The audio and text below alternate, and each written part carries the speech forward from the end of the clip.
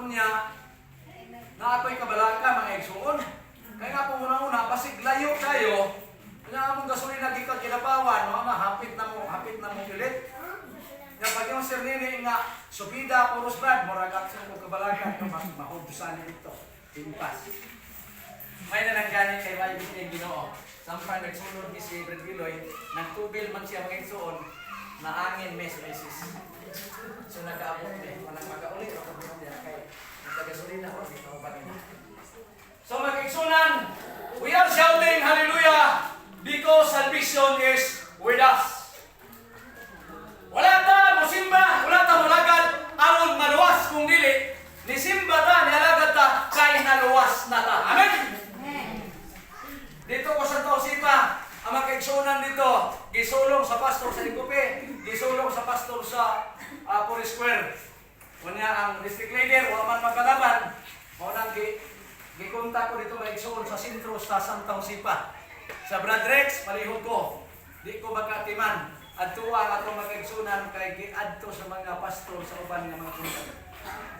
Lagi kay sulugon man ta, giadto man ang mga igsuon. Ang isyu rin nila, maura ni. Kamong mga sibitin-bitis naluwas na ba? Pagtubag sa mga dentis maigsoon nga, naningkamot pa. Hingo ng mga pastor, looy mga sabatista. Kumbati ang mag-igsunan. Yan kaya kadaghanan nito mismo mga babae naman ito. Mga pikas. Matong ilang kong imbitar, pag-ato na ko ayaw mo pag-ingon nga si Brad Apa, muanha nga mauni sa sibitin-bitis. Tingnan lang ninyo nga na ako'y higala nga mutambong diha sa inyohang panagigbutan. Schedule mga igsoon. Dito mi sa ilahang panimalay. Kung kumurag na alay, mali gamay sa ilang pagpanabot sa inyong pag-imong na naningkamot pa. Kaya di sila madawatan ang mga igsoon naningkamot pa. Ang ilaha, nga luwas na Diyod sila as in luwas. Muna musik kita igsog haleluya kay si Kibuloy murag ni undang naman. Unya nidagan sa mga igsoon ug senador. Kani ato si Apolinario kadtong sa kapakapa. Tingala ko kay napriso daw niya nidagan ko. Si Kibuloy po dron nidagan ako mga igsoon. So nahigulong ko. Muna wala na kay siya kasinggit ug haleluya kay siya man mo'y tigsinggit ini. Haleluya 19:1 ato sa 3 nga ang kaluwasan na ato na. Na. Maranatha, unang Korinto 16:22. Kung si Pablo, Maranatha, iubat sa Diyos, umanhi ka na. We are shouting, hallelujah, because salvation is with us. We are shouting, Maranatha, tungod kay kita naghandom o nagpaabot, Adventist, nagpaabot sa iyang balik mga igsoon.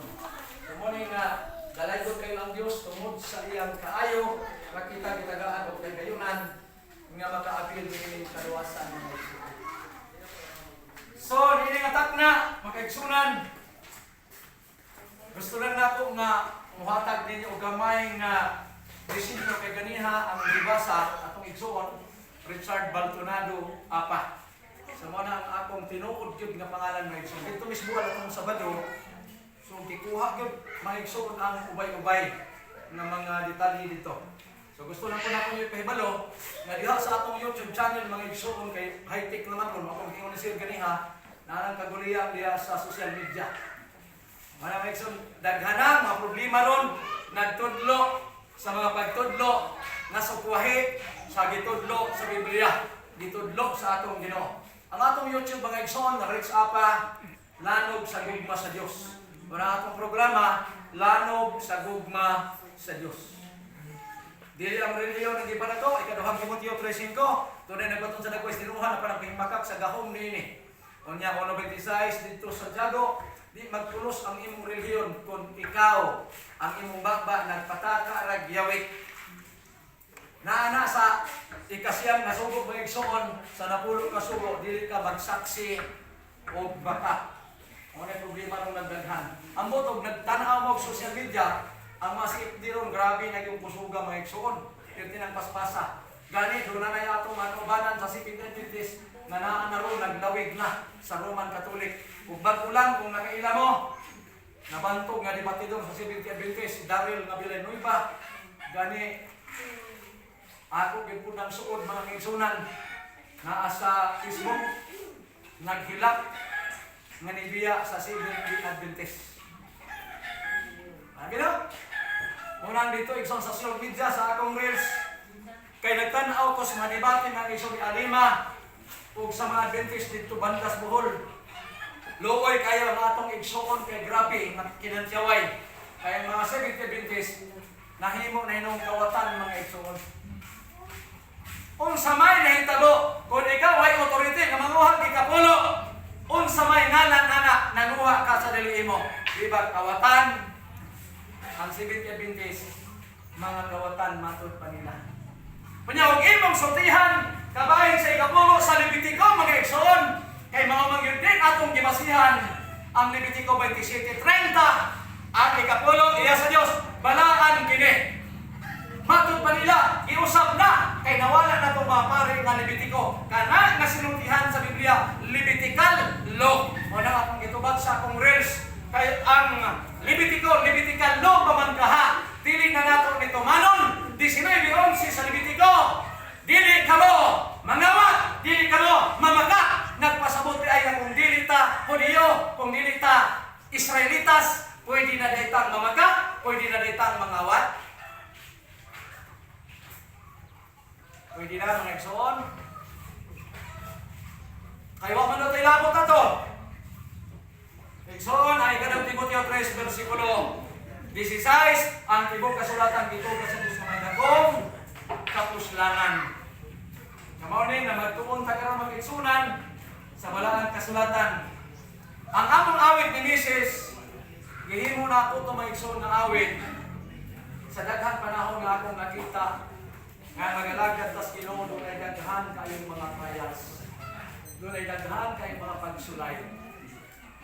Nalain-lain man tawag mga pagsulay na agian. Pero bugat gyud magkaigsunan samtang magpadayon kas pagbiyahe sa langit. Buhat 14:22. Ang matinunan niadto sa mga tinunan usab ang apostoles, niadto sa mga tinunan, gimaymayan ang mga tinunan og nag-ingon kanila. Nagmaymay kanila, kinahanglan mo padayon kita sa panaw sa langit og muagi og daghang mga kasakit. Di kita katong langit mga igsoon kung di ta muagi mga kasakit. Manang 21 pinadayag didto niya pahiran sa Dios ang atong mga luha. Na naman kay dili pwede mo ato tag langit nga di ka maghilak-hilak ni ining kinabuhi. Amen. Unang ingon tasuban nga mga yabag ni mga Seventh Adventist nga naman pwede ta muhilak nga nagkatawa. Unsay nga ninyo sa makita ninyo ana may igsuon sa kalsada nga naghilak nga nagkatawa.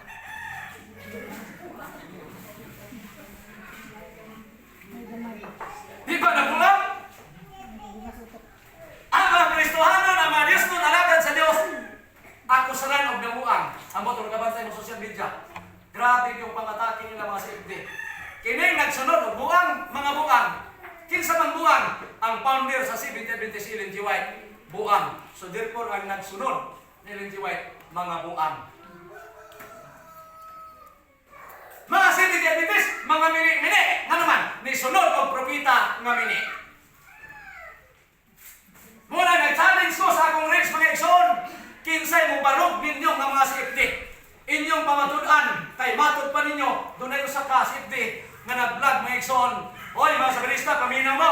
Kining Mateo 24, appeal si Ellen G. White ini mutong nga sa uling adlaw, mining nga propeta. Muna akong gi-challenge. Asa sa bersikulo sa kapitulo 24 sa Mateo, nga nag-ingon si Ellen G. White, mining nga propeta, moabot sa uling adlaw. Wa pay nitubag hangtod karon, ambot ang kagnabay mo tubag sa unahan. Kasagarang tubag, mo ingon, yabag man siguro kang tiguanga ka. Yabag man siguro kang upawa ka. Nagkaupaw ka lang. Yun ako, ayaw personala. Ang akong pangutana, maunay tubaga. Di makatubag na naman. Di man makabasa sa Biblia. Ako na pong gi-challenge kay Ellen G. White. Di man mabasa sa Biblia. Gi-challenge na po na po. Unang Samuel, Kapitulo 10, versikulo 5. Ingon ang kasulatan, mulakaw ka, ngadto sunahan, masugatan nimo ang nagpanang ng mga propeta. Sige daw, kay